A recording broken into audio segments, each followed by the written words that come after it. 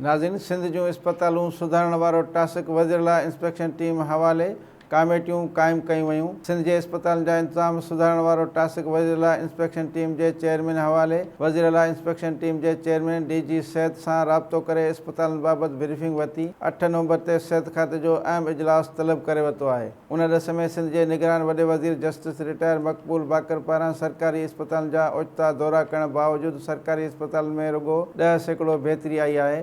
मुख़्तलिफ़ सरकारी इस्पताल में सफ़ाई सुथराई, डॉक्टरनि ऐं अमले जी गैरहाज़िरी तोड़े दवाउनि ऐं ॿियनि सहूलियतुनि जी खोट वारा मामला बहितर करण लाइ वज़ीर इंस्पेक्शन टीम जे चेयरमैन रफ़ीक बुर्डो खे टास्क सौंपियो वियो आहे। ॿिए तरफ़ CMIT चेयरमैन सिहत खाते जे डायरेक्टर जनरल DG सिहत खे हिदायत कई आहे त समूरनि ज़िलनि में ज़िले तहलके ऐं इस्पताल सतह ते खाते जूं इंस्पेक्शन टीमूं ठाहे रोज़ाने जे बुनियाद ते मुख़्तलिफ़ वार्डनि में वञी मरीज़नि खे मिलंदड़ सहूलियतुनि, दवाउनि ऐं सफ़ाई सुथराई वारे अमल जो जाइज़ो वरितो वञे। रोज़ानो जे बुनियाद ते थींदड़ इंस्पेक्शन जी हर हफ़्ते रिपोर्ट खेसि पेश कई वञे। ॿिए तरफ़ CMIT जे चेयरमैन सुभाणे 8 नवंबर ते सिहत खाते जो अहम इजलास घुराए वरितो आहे। उन हवाले सां DG सिहत खे हिदायत कई वई आहे त सरकारी इस्पतालनि जे मसइलनि बाबति रिपोर्ट ॾिनी वञे। उन हवाले सां राब्तो करण ते वज़ीर इंस्पेक्शन टीम जे चेयरमैन रफ़ीक बुर्डो जो चवणु आहे त कुझु ॾींहं अॻु निगरान वॾे वज़ीर सरकारी इस्पतालनि जो दौरो करे सख़्त हिदायतूं जारी कयूं हुयूं। अञा ताईं सरकारी इस्पतालनि में सफ़ाई सुथराई समेत मरीज़नि जूं मसइलनि बाबति शिकायतूं अचनि पियूं।